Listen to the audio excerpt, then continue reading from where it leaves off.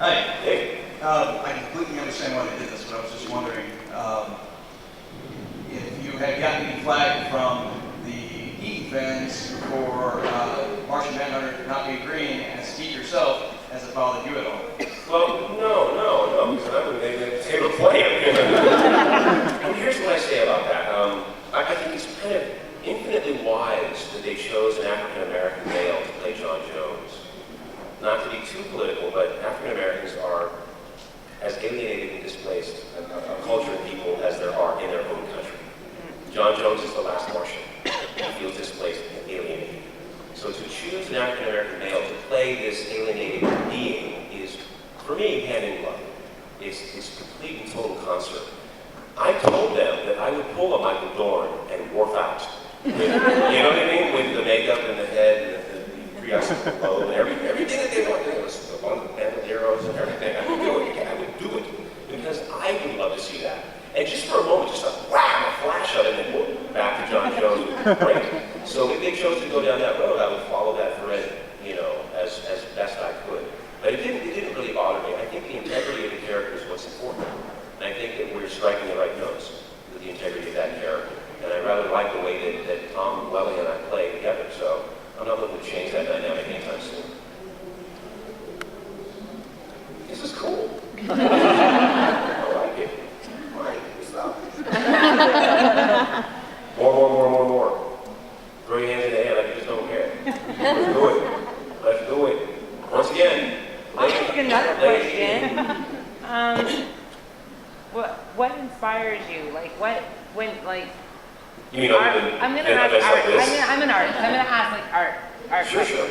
So if you were flipping through comic books or at a museum, an art museum, or what imagery really you look at it and you're like, wow, that's amazing. Is there any artists or? Yes, there's a lot. I was in Paris not too long ago, and I was doing a movie, and I spent 2 weeks in Paris, but I only worked 3 days in the movie. So you went to the Louvre, right? Yeah, I went to the Louvre 4 days in a row. So there's a little painting that they have there called the Mona Lisa. And it's a very crowded place, the Louvre. I mean, it's like they're running people in and out of there like hot people running the express. And they have these little hassocks that you can sit on in the middle of the hallway if you've been there yet. Yeah. And so what I did was, so Mona Lisa's over here. So I sit on this hassock and I just have my head down. And I wait to sense these people leave the painting. And I walk over the painting with my head down, and I go,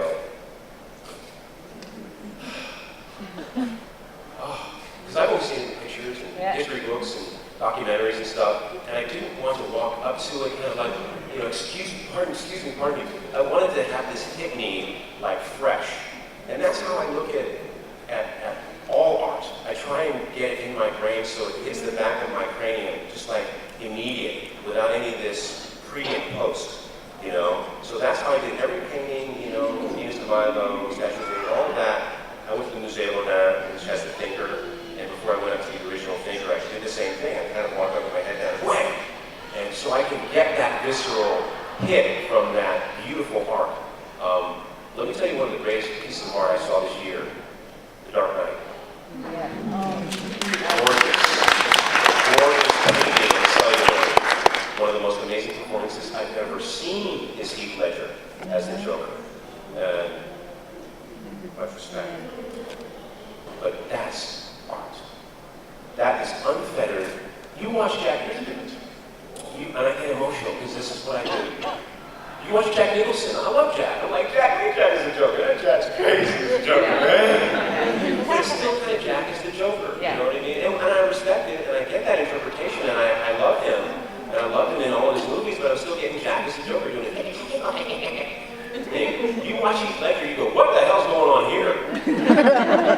That's nothing that I recall the Joker kind of being, but it is every bit of the Joker that I sense the Joker would be in real life. And he was seamless in that. So to bring your point back to why we're all here and what we all love, that is straight, no chaser art. That will be in a time capsule for all time. I envy the person who comes behind that because they don't stand a chance. That is incredible. So, and I take a lot from comic books. Garth Ennis is one of my favorite writers. J. Michael Straczynski is one of my favorite writers. David Lapham, Frank Miller, and on and on, Alan Moore, on and on and on and on. People denigrate comics. They denigrate this medium because they don't understand it. It taught me to read on a high level. My 8-year-old. No, My 8-year-old. This is just you and me, baby.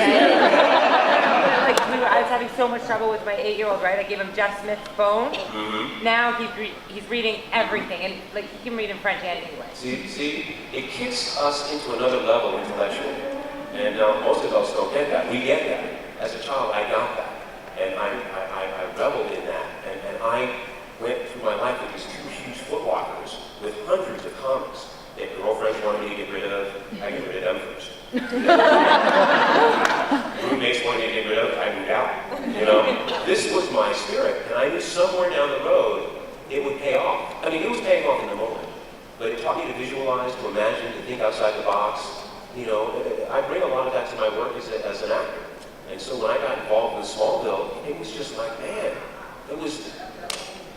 it paid off. I'm paying that collection off by doing Smallville, which is great. So yeah, art is a very big part of my life. Poetry, music, all of that.